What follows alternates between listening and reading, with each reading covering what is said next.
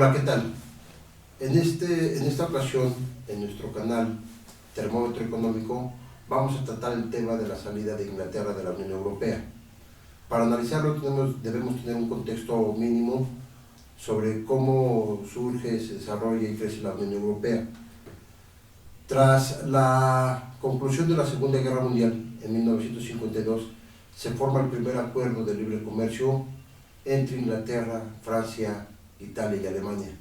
Economías que habían tenido conflictos durante la guerra y que decidieron dirimir sus problemas a través de la diplomacia. El acuerdo consistió en comercializar de forma libre el acero y el carbón. El acero básicamente porque es fundamental para la reconstrucción de la actividad económica y el carbón porque es el principal energético. La Unión Europea se ha desarrollado bajo la lógica de establecer acuerdos de libre comercio. Los criterios que se han establecido para que nuevos miembros se puedan adherir es hacer evaluaciones sobre el Producto Interno Bruto, la inflación, las tasas de interés, el empleo, el consumo y la inversión de cada país. Al realizarlo, las economías participantes adoptan una serie de medidas que les permiten tener acceso a los mercados de todo lo que es el mercado europeo. Tras el acuerdo de Maastricht, los países signatarios decidieron llevar adelante la conformación de una moneda única, lo cual permitiría el crecimiento del comercio a nivel regional. Con la creación del euro, los países que conformaron esta zona se beneficiarían del libre comercio y de mantener una moneda única. Con la moneda única se esperaba tener una economía creciente, donde desaparecían fenómenos como la inflación, el desempleo, incluso las crisis iban a desaparecer. Sin embargo, la realidad nos ha mostrado que esto no se ha dado así, que por el contrario, los fenómenos económicos que se suceden en un país, cuando se articulan y forman un mismo bloque, estos mismos fenómenos se trasladan a otras economías que aparentemente son sanas. Inglaterra pertenece a la eurozona, pero no maneja el euro como moneda de circulación local. Siguen teniendo la libra como moneda de circulación y el peso económico que tiene Inglaterra dentro de la Unión Europea es de suma importancia. Se ha dicho que tras la salida de Inglaterra de la eurozona, lo conduciría a la autodestrucción, lo conduciría a un momento donde el empleo, la inversión y el consumo tenderían a caer. Sin embargo, desde nuestro punto de vista, habrá que esperar. La salida entonces de Gran Bretaña implica el reacomodo y la reconfiguración de toda la eurozona. Lo que aquí podemos suponer, o lo que adelantamos como hipótesis, es que tras la salida de la Unión Europea, seguramente va a haber otros países que se van a incorporar. Tenemos como antecedente inmediato el referendo que se hizo sobre una constitución única para la Unión Europea, donde hubo países como Holanda que decidieron no firmarlo o no adherirse, y enseguida sucedieron otros países que estaban en contra también de la unificación jurídica de la eurozona. En ese sentido, lo que estamos observando ahora es un proceso de desglobalización, donde la medida que han tomado en Gran Bretaña seguramente se va a expandir en algunas partes y algunos países de Europa. Seguramente quien va a continuar sería Francia y Holanda.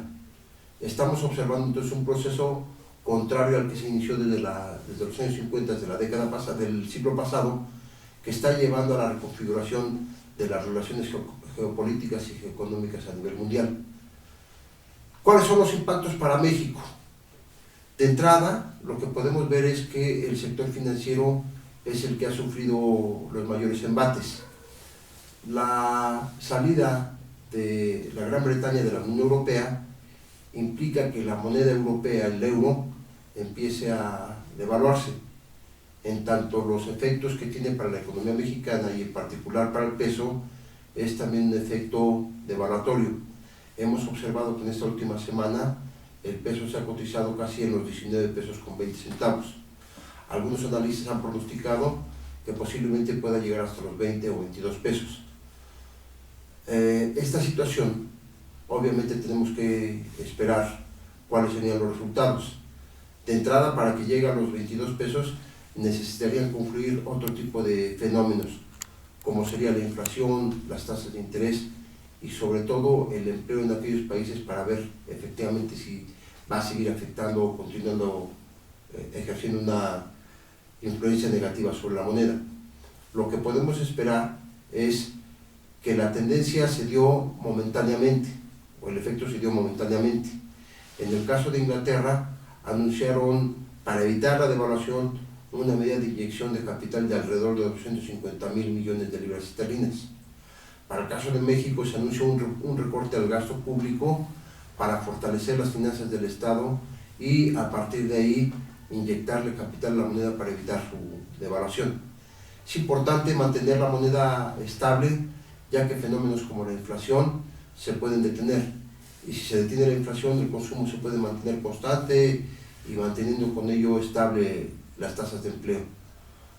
Por lo cual, podemos asegurar que, si bien es cierto, los efectos negativos de la salida de Inglaterra de la zona del euro son relativamente, digamos, contrarios a la lógica de apertura y de formación de bloques económicos, no podemos esperar que el efecto sobre México sea de largo plazo y negativo. La siguiente semana va a ser, digamos, sintomática en el sentido de establecer cuáles son los otros factores que se van a empezar a trasladar a economías como esta. Podemos esperar un incremento en las tasas de interés, un repunte en las presiones inflacionarias, y la intervención en ese sentido del Banco de México va a ser fundamental. Hacienda ya hizo su anuncio, habrá que esperar con Banco de México. Otro factor importante que se suma es la actividad económica norteamericana y la desaceleración de la economía china. Son dos factores que contribuyen a las presiones externas que se expresan sobre la economía mexicana. En tal sentido, tenemos, por un lado, Europa en inestabilidad económica y en una profunda recesión. China con una tasa de crecimiento a la baja, pero programada de forma tal que no impacta la economía mundial. Estados Unidos, que no se alcanza a recuperar, y las políticas económicas que se han puesto en práctica no alcanzan a mostrar su efectividad. Y en el caso de México, mantener estable la moneda se ha sostenido sobre dos pilares. De un lado, la privatización de sectores estratégicos y de otro lado, el incremento de la deuda para mantener estable el tipo de cambio. Frente a esta circunstancia, los eventos que se van a suceder obviamente van a tener su impacto en la economía mexicana. Y sin embargo, las bases que tenemos pueden de alguna manera sostener, aunque sea en niveles raquíticos, el crecimiento económico. Veremos pues la próxima semana cómo se comporta la economía mexicana y estaremos reportando cuál es el sentido de esta. Gracias.